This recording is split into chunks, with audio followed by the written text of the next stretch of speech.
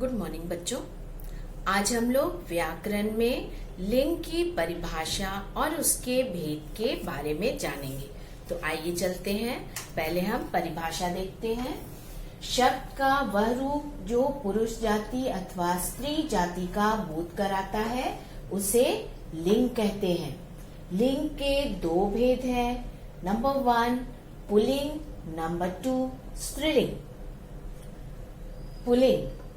Pulling की परिभाषा हम देखें। जिस शब्द से पुरुष जाति का बोध होता है उसे पुल्लिंग कहते हैं। जैसे लड़का, पिता, बालक, शेर, मोर, भाई, कवि, वीर, कुम्हार, लेखक आदि। अब पुल्लिंग शब्दों की पहचान हम कैसे करेंगे? जिन शब्दों के अंत में अ उच्चारण सुनाई दे, जैसे खेल, पलंग, जहाज। जिन शब्दों के अंत में आ सुनाई दे, सोना, छाता, कमरा। जिन शब्दों के अंत में आव सुनाई दे, बिलाव, गांव, बहाव। जिन शब्दों के अंत में आवा सुनाई पड़े, दिखावा, पहनावा। जिन शब्दों के अंत में आपा सुनाई पड़े, बुढ़ापा, मोटापा। जिन शब्दों के अंत में अपन उच्चारण सुनाई दे, जैसे बचपन, लड़कपन। जिन शब्दों के अंत में केवल न उच्चारण सुनाई दे, जैसे पेन, मकान। ये सब शब्द पुल्लिंग शब्दों के अंतर्गत आते हैं। अब कुछ शब्द सदा पुल्लिंग होते हैं, जैसे देशों के नाम, अमेरिका, पाकिस्तान, चीन। ये सब सदा पुल्लिंग शब्द ही होते हैं। पर्वतों के नाम, जैसे हिमालय पर्वत, आल्प्स पर्वत आदि। महाद्वीपों के नाम, जैसे एशिया महाद्वीप, यूरोप महाद्वीप इत्यादि।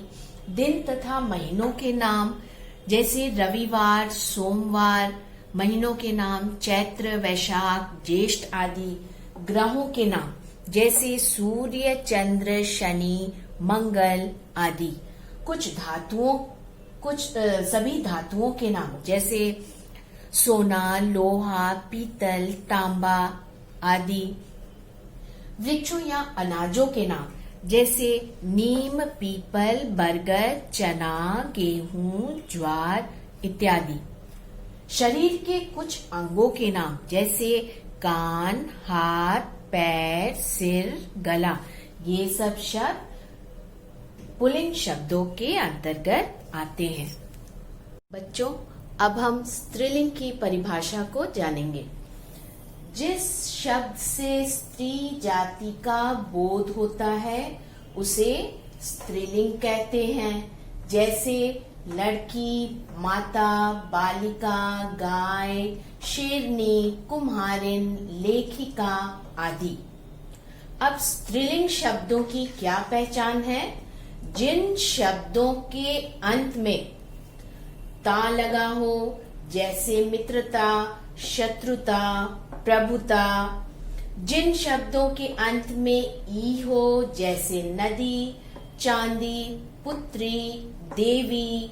जिन शब्दों के अंत में आवट हो, जैसे सजावट, बनावट, लिखावट। जिन शब्दों के अंत में या लगा हो, जैसे चूहिया, बुढ़िया, डिबिया।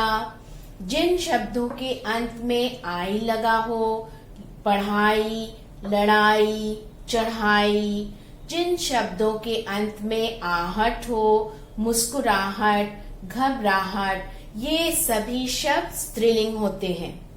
इसके अतिरिक्त निम्नलिखित शब्द सदा स्त्रीलिंग होते हैं, जैसे कि सभी नदियों के नाम, जैसे गंगा, यमुना, सरस्वती आदि।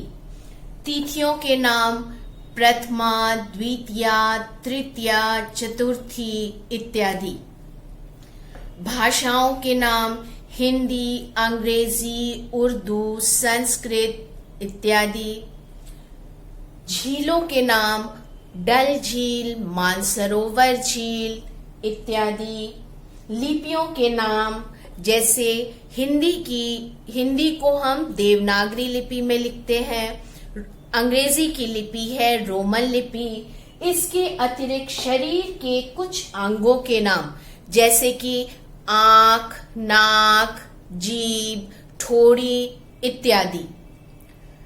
कई संज्ञाएं ऐसी होती है जो स्त्रीलिंग अथवा पुल्लिंग दोनों का बोध कराती हैं, जैसे, किंतु व्यवहार के अनुसार वे स्त्रीलिंग या पुल्लिंग के रूप में ही प्रयुक्त होती हैं, प्रयुक्त अर्थात प्रयोग की जाती हैं। जैसे कौवा, खटमल, चीता, उल्लू आदि शब्द केवल पुल्लिंग होते हैं। इसी तरह कोयल, चील, मक्खी जैसी संज्ञाएं सदा स्त्रीलिंग होती हैं। इनमें जाति भेद बताने के लिए स्त्रीलिंग शब्द के साथ नर तथा पुल्लिंग शब्द के साथ मादा जोड़ दिया जाता है। अब हम कुछ उदाहरण देखेंगे। जैसे कुछ शब्द पुल्लिंग शब्द हैं। चीता, इसका स्त्रीलिंग शब्द हो जाएगा मादा चीता। कौवा, स्त्रीलिंग शब्द होगा मादा कौवा। उल्लू, उसका स्त्रीलिंग शब्द है मादा उल्लू। अब कुछ स्त्रीलिंग शब्द जैसे कि मक्खी, उसका पुल्लिंग हो जाएगा नर मक्खी। कोयल, उसका पुल्लिंग शब्द होगा नर कोयल। इसी प्रकार कुछ शब्दों के अंत में इन लगाने से स्त्रीलिंग शब्द बनते हैं। जैसे माली, ये पुल्लिंग शब्द है, माली का स्त्रीलिंग हो जाएगा मालिन। सुनार का सुनारिन, धोबी का धोबिन, कुम्हार से कुम्हारिन, दर्जी से दर्जिन। कुछ पशु पक्षियों के नाम के अंत में नी लगाने से स्त्रीलिंग शब्द बनते हैं। जैसे मोर से मोरनी, हंस से हंसनी, बाघ से बाघनी, ऊंट से ऊंटनी, शेर से शेरनी इत्यादि। बच्चों, आइए अब हम विराम चिन्हों के बारे में जानते हैं। विराम चिन्ह क्या है? भावों और विचारों को स्पष्ट करने के लिए जिन चिन्हों का प्रयोग वाक्य के बीच में या अंत में किया जाता है उन्हें विराम चिन्ह कहते हैं। विराम चिन्ह निम्नलिखित है। नंबर 1, पूर्ण विराम। पूर्ण विराम का ये चिन्ह है ब्रैकेट में। यह चिन्ह वाक्य के समाप्त होने पर लगता है। जैसे उदाहरण है, यह मेरी पुस्तक है। वाक्य यहाँ समाप्त हो जा रहा है, इसलिए यहाँ पूर्ण विराम हो जाएगा। राम आम खाता है, पूर्ण विराम। नंबर 2, प्रश्न सूचक। प्रश्न सूचक का ये चिन्ह है ब्रैकेट में। यह चिन्ह प्रश्न को प्रकट करने के लिए लगता है। जैसे उदाहरण है, तुम कहाँ जा रहे हो। ये वाक्य प्रश्न किया जा रहा है, इसलिए यहाँ प्रश्न सूचक चिन्ह देंगे। यह किसकी कलम है, प्रश्न सूचक चिन्ह। नंबर 3, विस्मयादि बोधक, जिसका चिन्ह ब्रैकेट में ये आप देख रहे हैं। यह चिन्ह विस्मय आश्चर्य इसका अर्थ होता है। हर्ष मीन्स खुशी, शोक, घृणा आदि के भावों को प्रकट करने के लिए लगाया जाता है। जैसे उदाहरण है, अरे तुम इतनी जल्दी उठ गए, पूर्ण विराम। शाबाश, और मेहनत करो, पूर्ण विराम। नंबर 4, अल्प विराम। अल्प विराम का चिन्ह आप लोग पहचानते ही हैं, ये ब्रैकेट में है। यह चिन्ह 2 या 2 से अधिक शब्दों या वाक्यों को अलग करने के लिए लगता है। जैसे उदाहरण है, राम, फिर उसके बाद अल्प विराम देंगे। श्याम और मोहन मेला देखने गए, पूर्ण विराम। हाँ, उसके बाद अल्प विराम दिया हमने, मैं कल ही दिल्ली जा रहा हूँ, पूर्ण विराम। योजक चिन्ह नंबर 5, योजक चिन्ह, ब्रैकेट में उस योजक चिन्ह का चिन्ह दिया हुआ है। यह चिन्ह दो शब्दों के बीच में लगाया जाता है। इसका प्रयोग तुलना में भी किया जाता है, जैसे भोला दिन रात के बीच में योजक चिन्ह है, मेहनत करता है, पूर्ण विराम। नंबर 6, उद्धरण चिन्ह, ये ब्रैकेट में आप चिन्ह को देख रहे हैं। किसी व्यक्ति की बात को ज्यों की त्यों बताने के लिए यह चिन्ह लगाया जाता है। जैसे उदाहरण है, गांधी जी ने कहा था, यहाँ योजक चिन्ह दिया हमने। अब उनके कहे हुए कथन को हम उद्धरण चिन्ह में रखेंगे, उसके अंदर रखेंगे। सदा सत्य बोलो, पूर्ण विराम के बाद ये उद्धरण चिन्ह दोनों तरफ से हमने दिया। बच्चों, 5वीं कक्षा में आपने वर्ण विच्छेद पढ़ा होगा, पर एक बार फिर से हम उसकी पुनरावृत्ति कर लेते हैं। तो आइए हम वर्ण विच्छेद का अर्थ पहले जाने। वर्ण विच्छेद अर्थात वर्णों को अलग अलग करना। हिंदी में कुल 52 वर्ण होते हैं, जिन्हें 2 वर्गों में बांटा गया है। नंबर 1, स्वर वर्ण। इन वर्णों का उच्चारण स्वतंत्र रूप से होता है, जैसे अ, आ, ई, उ, री, ए, ओ, औ। नंबर 2, व्यंजन वर्ण। इन वर्णों के उच्चारण में स्वर की सहायता लेनी पड़ती है। इनके उच्चारण के लिए वायु थोड़ी अवरुद्ध होकर, अवरुद्ध मीन्स रुक कर, मुख से बाहर निकलती है। जैसे क वर्ग के अंतर्गत आते हैं क, ख, ग, घ, अंग। च वर्ग च, छ, ज, झ, इया। ट वर्ग ट, ठ, ड, ढ, ण। त वर्ग त, थ, द, ध, न। प वर्ग प, फ, ब, भ, म।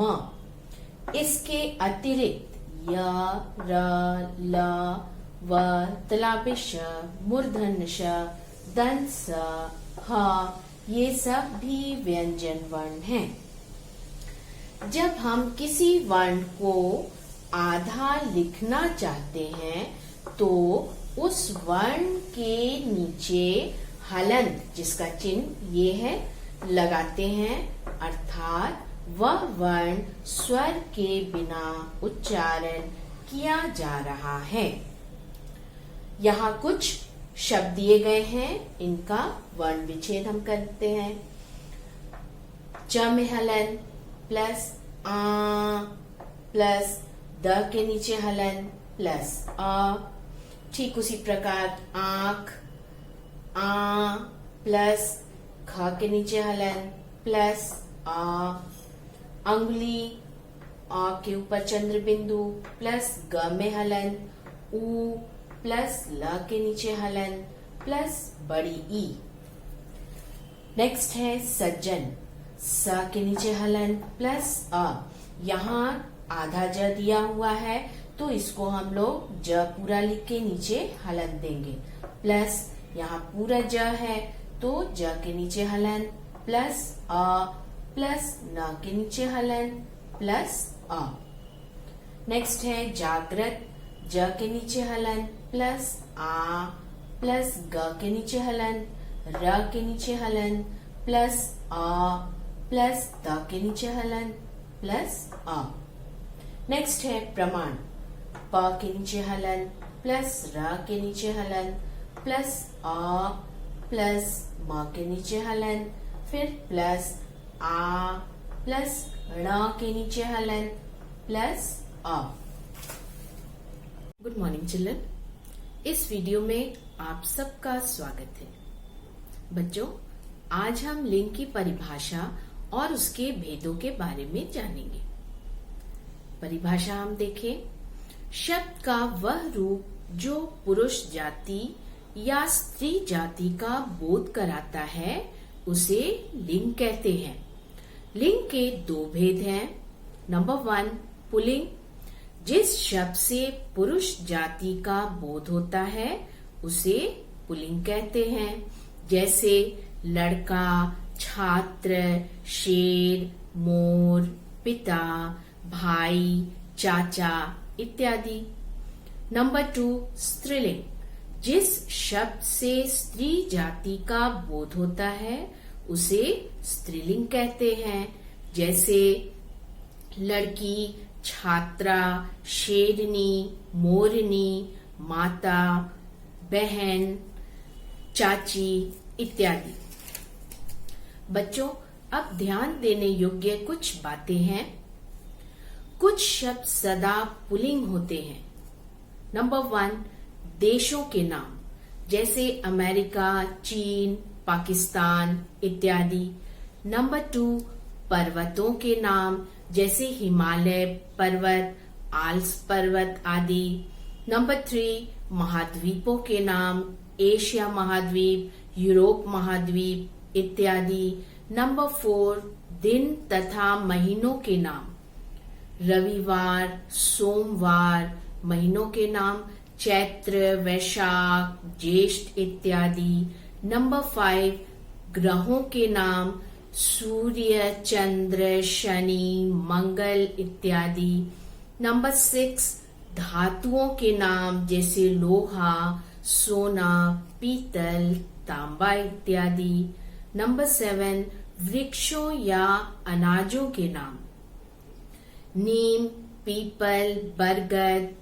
अनाज जैसे चना, गेहूं, ज्वार, बाजरा इत्यादि। नंबर 8, शरीर के कुछ अंगों के नाम, जैसे कान, गला, हाथ, पैर, सिर इत्यादि। कुछ शब्द सदा स्त्रीलिंग होते हैं, जैसे नंबर 1, नदियों के नाम, गंगा, यमुना, सरस्वती इत्यादि। नंबर 2, तिथियों के नाम, जैसे प्रथमा, द्वितीया, तृतीया, चतुर्थी इत्यादि। नंबर 3, भाषाओं के नाम, हिंदी, अंग्रेजी, उर्दू, संस्कृत इत्यादि। नंबर 4, झीलों के नाम, डल झील, मानसरोवर झील इत्यादि। नंबर 5, लिपियों के नाम, जैसे हिंदी की है देवनागरी लिपि, अंग्रेजी की है रोमन लिपि इत्यादि। इसके अतिरिक्त बच्चों, कुछ संज्ञाएं ऐसी होती हैं जो स्त्रीलिंग अथवा पुल्लिंग दोनों का बोध कराती हैं, किंतु व्यवहार के अनुसार वे पुल्लिंग या स्त्रीलिंग शब्दों के रूप में प्रयुक्त होती हैं, अर्थात प्रयोग की जाती हैं। जाति भेद बताने के लिए नर अथवा मादा शब्द जोड़ा जाता है उनमें, जैसे कौवा, तो कौवा का स्त्रीलिंग हो जाएगा मादा कौवा। चीता का स्त्रीलिंग हो जाएगा मादा चीता। उल्लू का स्त्रीलिंग रूप होगा मादा उल्लू। उसी प्रकार मक्खी का पुल्लिंग रूप होगा नर मक्खी। कोयल का पुल्लिंग रूप होगा नर कोयल। चींटी का पुल्लिंग रूप होगा नर चींटा इत्यादि। कुछ शब्दों के अंत में इन लगाने से स्त्रीलिंग शब्द बनते हैं, जैसे माली का मालिन, धोबी का धोबिन, दर्जी का दर्जिन इत्यादि। कुछ पशु पक्षियों के नाम के अंत में नी लगाने से स्त्रीलिंग शब्द बनते हैं, जैसे मोर से मोरनी, बाघ से बाघिन, हाथी से हथिनी, शेर से शेरनी इत्यादि।